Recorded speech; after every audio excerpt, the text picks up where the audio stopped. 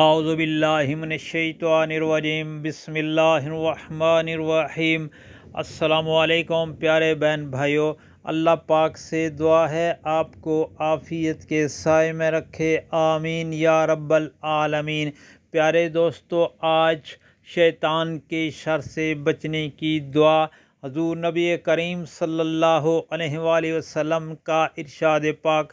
نبی کریم صلی اللہ علیہ وآلہ وسلم نے ارشاد پاک فرمایا، کسی انسان کے سامنے سجدہ روا نہیں۔ اگر کسی انسان کے لیے کسی انسان کے سامنے سجدہ جائز ہوتا تو میں بیوی کو حکم دیتا کہ وہ اپنے شوہر کو سجدہ کرے، کیونکہ اس پر شوہر کے بہت زیادہ حقوق ہیں۔ مسند احمد کی حدیث شریف، رسول اللہ صلی اللہ علیہ وآلہ وسلم نے ارشاد پاک فرمایا، ما من یوم اکثر من ان یعتق اللہ فیہ عبدا من النار۔ کوئی دن نہیں جس میں اللہ تعالیٰ عرفہ کے دن سے بڑھ کر بندوں کو آگ سے آزاد فرماتا ہو۔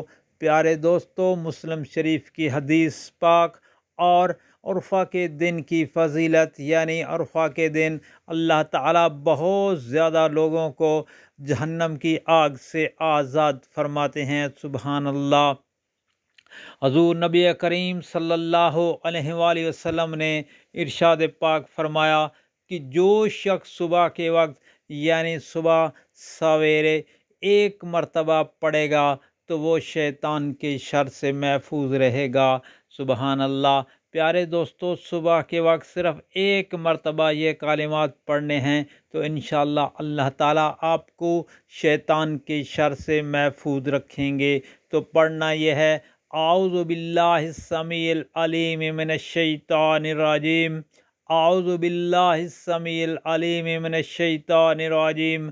پیارے دوستو، بہت ہی آسان کلمات ہیں۔ اللہ پاک سے دعا ہے ہر روز صبح یہ کلمات پڑھنے کی توفیق عطا فرمائے، آمین یا رب العالمین۔ اور آپ سے گزارش ہے، ان کلمات کو نبی کریم صلی اللہ علیہ وآلہ وسلم کے ارشاد پاک کو آگے دوستوں، گھر والوں، عزیز و اقارب اور سوشل میڈیا پر لازمی شیئر کریں تاکہ ہر کسی کا بھلا ہو۔